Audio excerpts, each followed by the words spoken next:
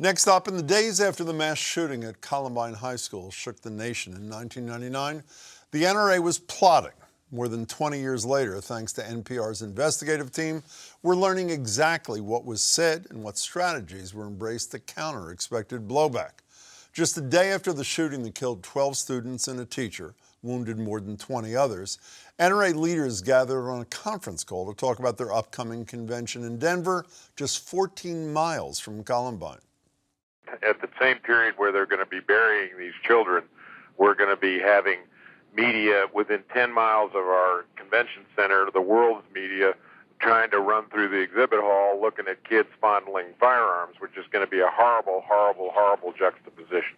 But that was not the prevailing concern for most, with others focusing far more on making sure they didn't lose mass numbers of members, as they did after the Oklahoma City bombing, and worrying about the organization looking weak if they were to cancel.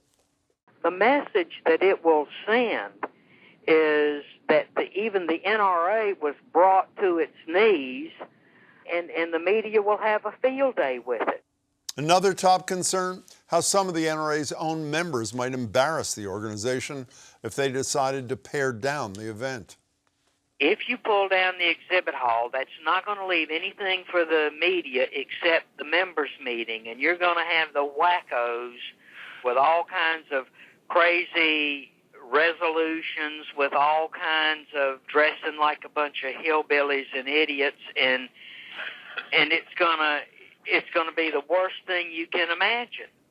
Of course, the official stance the NRA ultimately took after Columbine essentially created the playbook for how they've responded to the many, many mass shootings since. Guns protect people, and any talk of legislative action in the wake of these mass shootings is just plain inappropriate.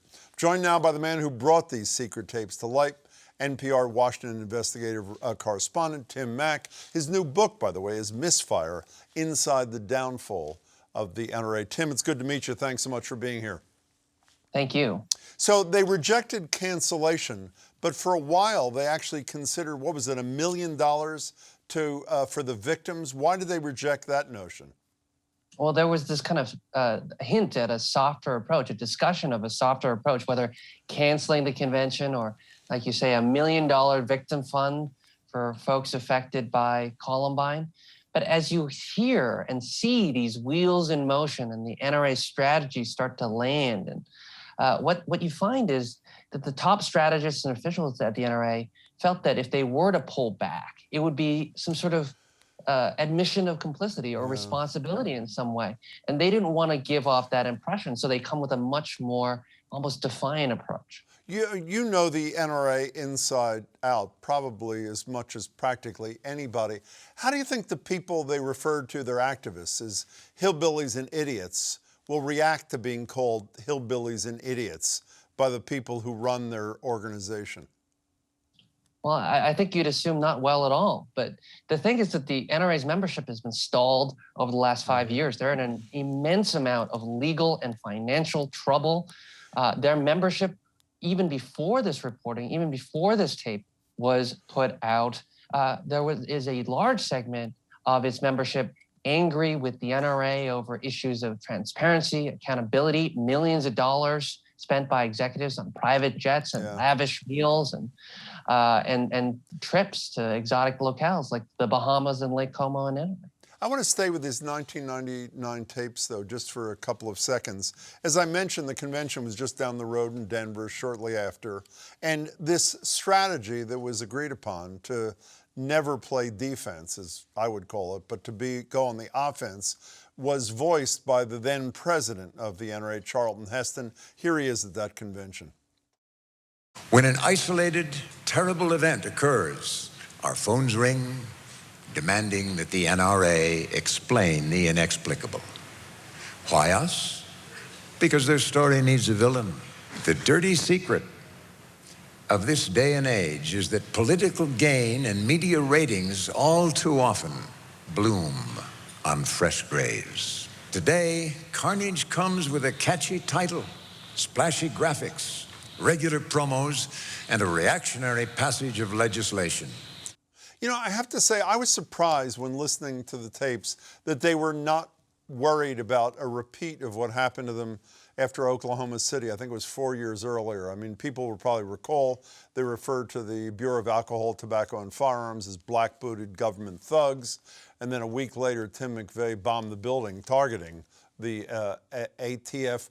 Why do you think there wasn't, and by the way, we should make clear, 500,000 members left the organization. One of those was George H.W.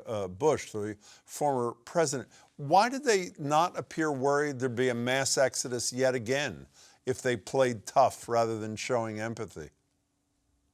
I think they were worried that if they showed empathy, there would be an even greater exodus and more consequences. There was some concern that in the wake of Columbine, the consequences for them could be significantly worse than what happened to the NRA after the Oklahoma City bombings, which was a catastrophe for the organization.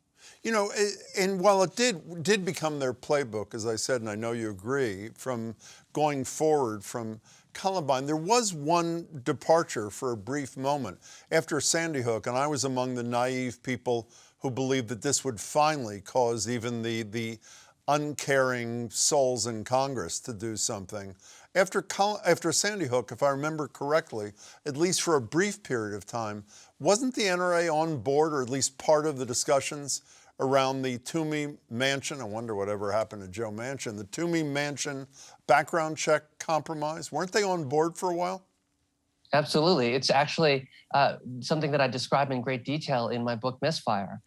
They were part of the negotiations in the Manchin-Toomey bill, and they helped draft the legislation, and they inserted, sweeteners for gun owners in the legislation, and then they pulled out at the last second and mobilized its members against it. Why? You know, my thesis, and I don't know nearly as obviously as much as you do about the NRA, I've been spouting on the radio for years that they should pick one issue where there's huge public support, like background checks, that really doesn't undermine their core mission, their closeness with the gun manufacturing industry and their members, so that they can dangle that out forever to show that they are not uncompromising, they are willing to come to the table. Why did they decide to back away? They were getting an enormous amount of pressure from their right flank, the most ideological members of their coalition, who were beginning to mobilize against the NRA. And the organization felt, and the executives felt that they couldn't continue on with this path. There's always been this tension inside the NRA between the lobbyists who want to come up with legislative compromises and then their advertising and fundraising side, which really does gain a lot from ginning up fear in their membership. You know, your subtitle of your book, Over Your Shoulders, Inside the Downfall of the NRA, and I know, as you mentioned a couple of minutes ago, Tim, there is obviously the effort by Letitia James, the Attorney General in New York, now running for governor, to dissolve the NRA because of their business practices. There's the litigation filed by the organization that former Congresswoman Gabby Giffords obviously shot, as people I'm sure remember and know, talking about their, $35 million in illegal campaign contributions to people like Trump and a lot of the Republican senators. But is there objective evidence that a downfall is in the works in the NRA? I mean, the New York Attorney General's investigation and lawsuit with the NRA, targeting the NRA, is an existential threat for the organization. They were originally founded in New York, so the New York Attorney General has jurisdiction over them as a nonprofit. And her office is seeking a judge's order to dissolve the organization completely. And their investigation, which anyone can read the complaint that was filed in court, lays out some tens of millions of dollars in misconduct and misspending by Wayne LaPierre and senior folks at the top of the NRA. You know, speaking of Wayne LaPierre, I mentioned to you before we went on the air, I haven't read your book yet. I hope to read it this weekend. But I've read your accounts of the mystique of Wayne LaPierre that people like me have fallen for as the tough guy who's been able to, he has been able to stay in leadership for 3 decades, I think. In the last minute we have, can you tell us about the real Wayne LaPierre based on your reporting? The opening scene of Misfire is at Wayne LaPierre's wedding, and he doesn't show up. He doesn't want to get married. his best man slaps a $100 bill on the dashboard and says, hey, we can get out of here now. I don't think you should get married either. But he gets talked into it, almost berated into it, harangued into it by his bride. And then comes this very awkward ceremony where he can't even make eye contact with her.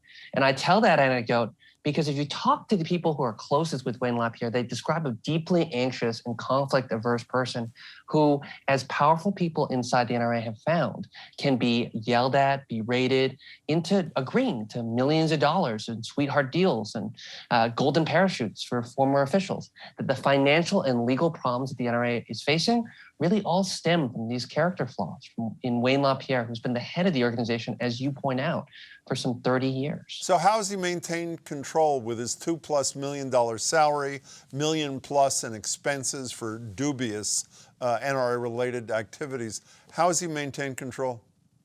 My theory of the case is that he's within his malleability. He's made himself indispensable to the many powerful people in and around the NRA, whether it's board members or vendors that are making a killing. Tim Mack, I really appreciate it. I look forward to reading your book, and I'll tell you, those tapes that you were able to get a hold of are just really explosive, to say the least. A horrible choice of words. My apologies. Tim, it's great to see you. Thanks so much. Look forward to talking again. Thank you.